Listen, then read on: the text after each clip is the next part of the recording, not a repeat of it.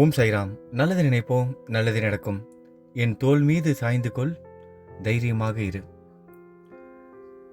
இன்னைக்கு ரொம்ப ஒரு முக்கியமான ஒரு விஷயம்.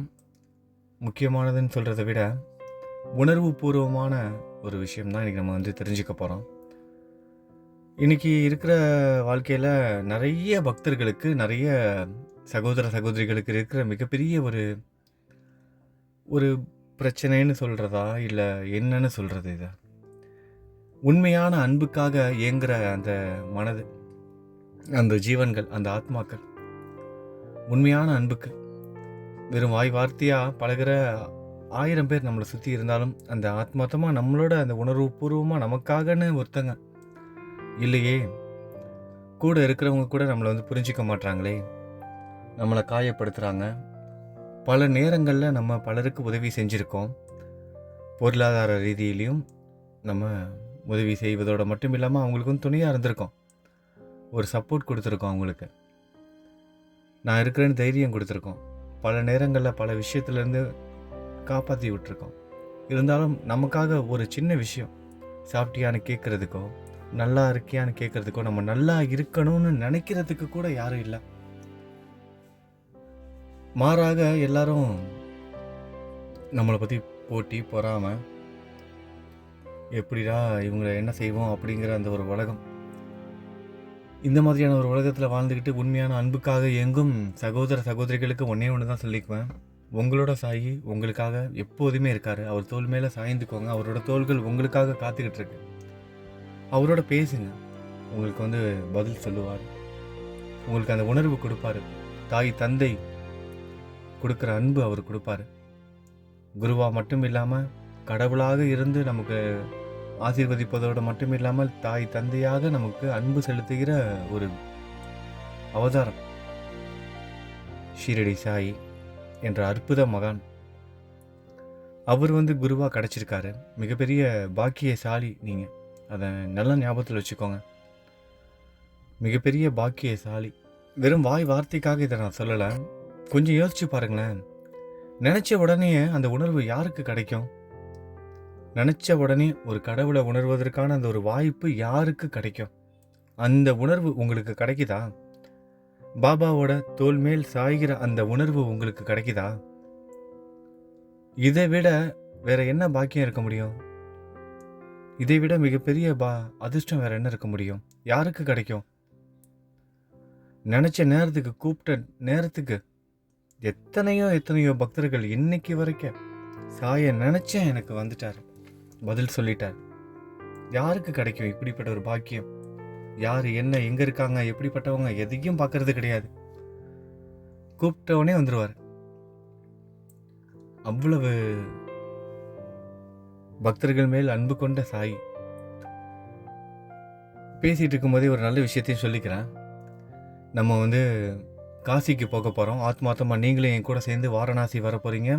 காசி விஸ்வநாதரை தரிசிக்க போகிறோம். நம்ம சாய் குடும்பத்தில் இருக்கும் உங்கள் எல்லாரோட சார்பாகவும் அங்கே விசேஷ பூஜைகள் செய்ய போகிறோம். அங்கே இருக்கிற சிவலிங்கங்களுக்கு நிறைய கோவில்களில் அபிஷேகம் செய்வதற்கு நமக்கே வாய்ப்பு கொடுப்பாங்க. அங்கே போயிட்டு சிவபெருமானுக்கு நம்ம அபிஷேகம் செய்ய போகிறோம். சிவலிங்கத்துக்கு எதற்காக போகிறோம் அப்படிங்கிறது உங்கள் எல்லாருக்கும் ஏற்கனவே தெரியும். நான் ஏற்கனவே சொல்லியிருக்கேன். சிவபுராணம் நம்ம படிக்க போகிறோம். கங்கையில் குளிச்சுட்டு காசி விஸ்வநாதரை தரிசிச்சுட்டு நம்ம சிவபுராணம் படிக்க ஆரம்பிக்க போகிறோம். குருவோட வழிகாட்டுதலோடு நம்ம சாய் குடும்பத்தில் நிறைய விஷயங்கள் நம்ம செஞ்சுக்கிட்டே இருக்கோம். நம்ம ஒரு சாய் குடும்பமாக ஒன்றா இணைந்து எல்லா விஷயமும் நல்ல முறையில் நம்ம செஞ்சுக்கிட்டு இருக்கோம். நீங்களும் ஒருத்தராக அதில் இணைஞ்சிருக்கீங்க. இதில் ரொம்ப சந்தோஷமான விஷயம் என்னென்னா, இன்றைக்கி தான் ஸ்ரீ சாயி சச்சரிதம் 48 நாள் பாராயணம் நல்லபடியாக முடிஞ்சது. கலந்துக்கிட்ட ஒவ்வொரு பக்தர்களுக்கும் நன்றிகளும் வாழ்த்துக்களும் நான் சொல்லிக்கிறேன். சாய் நம்ம கூடவே இருப்பார். அற்புதமான விஷயத்தில் கலந்துக்கிட்டு இருந்திருக்கீங்க. நிறைய பக்தர்கள் கலந்துக்கிட்டாங்க. ஒரு சில பக்தர்களால் தொடர்ந்து கேட்க முடியலனாலும் இடையில விட்டுட்டு கேட்டாங்க. எப்படி இருந்தாலும் பரவாயில்ல, நம்ம பாபா நம்ம கூட இருக்கார். தொடர்ந்து கேட்ட பக்தர்களுக்கு நான் மீண்டும் ஒரு முறை நன்றி சொல்லிக்கிறேன். ஏன்னா இவ்வளவு நாள் நீங்கள் தொடர்ந்து கேட்டதுனால தான் என்னால் ஒரு ஈடுபாடோடையும் எனக்கு அது ஒரு உத்வேகமாக, எனக்கு ஒரு மோட்டிவேஷனாக இருந்தது. இவ்வளோ பேர் கேட்குறாங்க, நம்ம நல்லபடியாக செய்யணும் அப்படிங்கிற அந்த ஊக்கத்தை கொடுத்த ஒவ்வொரு பக்தர்களுக்கும் நான் நன்றி சொல்லிக்கிறேன். ஏன்னா நீங்கள் கொடுக்குற அந்த ஊக்கமும் அந்த ஆதரவால் தான் நான் ஓடிக்கிட்டே இருக்கேன். இப்போ வாரணாசி போகிறோம். சிவபெருமான் கேட்ட வரத்தை கொடுத்துருவார். ரொம்ப எப்படின்னா நம்ம எல்லாரும் படிச்சிருப்போம் புராணங்களில், இதிகாசங்கள்லன்னு. வரம் கொடுத்தவன் தலையிலேயே கை வைக்கிற மாதிரி நிறைய விஷயங்கள்லாம் நம்ம படிச்சிருப்போம். யார் என்ன வரம் கேட்குறாங்க அதெல்லாம் பார்க்கவே மாட்டார். உண்மையான பக்தி இருக்கா கொடுத்துருவார். ராவணனுக்கு ஆத்மலிங்கத்தை கொடுத்த மாதிரி எதை பற்றியும் யோசிக்க மாட்டார், உடனே கொடுத்துருவார். உண்மையான பக்தியோட நம்பிக்கையோட கேட்டாங்க அப்படின்னா கேட்டதை கொடுத்துருவார். அப்படிப்பட்ட நம்ம சிவபெருமானை தரிசிப்பதற்காக நம்ம காசிக்கு போகிறோம்.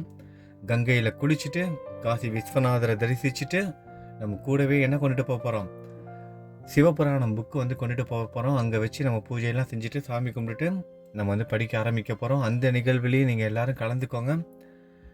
நாளையிலேருந்து நீங்களும் என் கூட சேர்ந்து காசிக்கு ஆத்மார்த்தமாக வர போகிறீங்க. அது எல்லாமே நான் வீடியோவில் காமிப்பேன். நீங்களும் ஆத்மார்த்தமாக என் கூட காசிக்கு வாங்க. எந்த மூலையில் இருந்தாலும் சரி, உலகத்தில் நீங்கள் எந்த இடத்துல இருந்தாலும் ஆத்மார்த்தமாக வீடியோ மூலமாக நீங்களும் கலந்துக்கோங்க.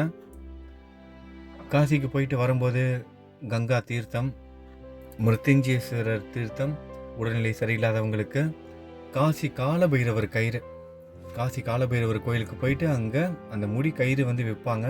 நம்ம அங்கேயே அந்த கயிறெல்லாம் வாங்கி காலபைரவரோட பாதத்தில் வச்சு சாமி கும்பிட்டு பூஜை செய்து நம்ம கொண்டுட்டு வர போகிறோம். நம்ம சாய் குடும்பத்துக்காக கூடவே அன்னபூர்ணி சிலை, காமதேனு சிலையெல்லாம் வாங்கிட்டு வருவோம். நான்லாம் வீடியோவில் காமிப்பேன், பார்ப்பீங்க. அது மட்டும் இல்லாமல் கங்கா ஆரத்தி பார்க்க போகிறீங்க. தொடர்ந்து இணைஞ்சிருங்க. ஒவ்வொரு நாள் பதிவையும் விட்டுறாதீங்க.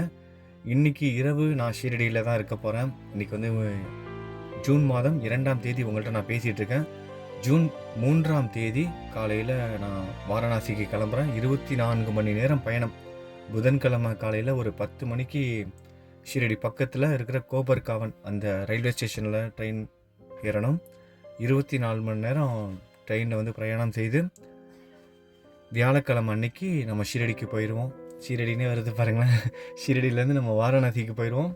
வாரணாசியில் அகஸ்தியர் தியானம் செய்த இடம். அகஸ்தியர் ஒரு சிவலிங்கத்தை பிரதிஷ்டை செய்து அங்கே சிவனுக்கு அபிஷேகம்லாம் செஞ்சார். அப்படிப்பட்ட புனிதமான இடத்துல இருக்கும் நம்ம சாயோட கோவிலும் அங்கே இருக்குது. அந்த அகஸ்தியர் குண்டு அப்படின்னு சொல்லுவாங்க. அந்த இடத்துக்கு நம்ம போக போகிறோம். அங்கே இருக்கிற நம்ம பாபாவையும் தரிசிக்க போகிறோம். காசியில் நம்ம சாய் தரிசனம் அதுவும் பார்க்க போகிறீங்க. கங்கா ஆரத்தி பார்க்க போகிறீங்க. கால பைரவர் கோவிலுக்கு வர போகிறீங்க. மிருத்யுஞ்சேஸ்வரர் கோவிலுக்கு வர போகிறீங்க.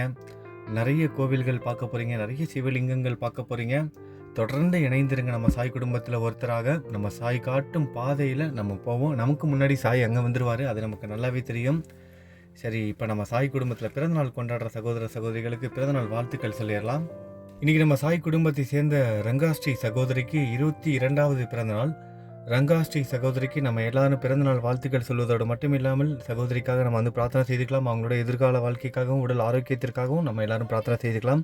அடுத்ததாக நம்ம சாய் குடும்பத்தை சேர்ந்த சுதா சகோதரிக்கு இன்னைக்கு பிறந்தநாள். அவங்களுக்கும் நம்ம எல்லாரும் பிரார்த்தனை செய்துக்கலாம். அவங்களுக்கு பிறந்தநாள் வாழ்த்துக்கள் சொல்வதோடு மட்டும் இல்லாமல் அவங்களோட உடல் ஆரோக்கியத்திற்காகவும் எதிர்கால வாழ்க்கைக்காகவும் நம்ம எல்லாரும் பிரார்த்தனை செய்துக்கலாம். அடுத்ததாக நம்ம சாய் குடும்பத்தை சேர்ந்த உதயகாந்தன் சகோதரருக்கு பிறந்தநாள். உதயகாந்தன் சகோதரருக்கு பிறந்தநாள் வாழ்த்துக்கள் சொல்வதோடு மட்டும் இல்லாமல் அவங்களோட குடும்பத்துக்காகவும் அவரோட உடல் ஆரோக்கியத்திற்காகவும் அவங்க குடும்பத்தோட எதிர்கால வாழ்க்கைக்காகவும் நம்ம எல்லாரும் பிரார்த்தனை செஞ்சுக்கலாம். இவங்க மட்டும் இல்லாமல் இன்றைக்கி வேறு யாரெல்லாம் பிறந்தநாள் கொண்டாடுறாங்களோ அவங்க எல்லாருக்கும் நம்ம சாய் குடும்பத்தோட சார்பாக பிறந்தநாள் நல்வாழ்த்துக்கள். திருமண நாள் கொண்டாடும் தம்பதிகளுக்கு திருமண நாள் நல்வாழ்த்துக்கள்.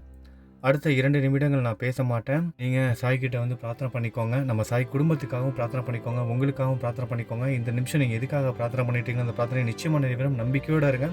துவாரகாமாயில் நம்ம சாயை பார்த்துட்டு இந்த பதிவை முடிங்க.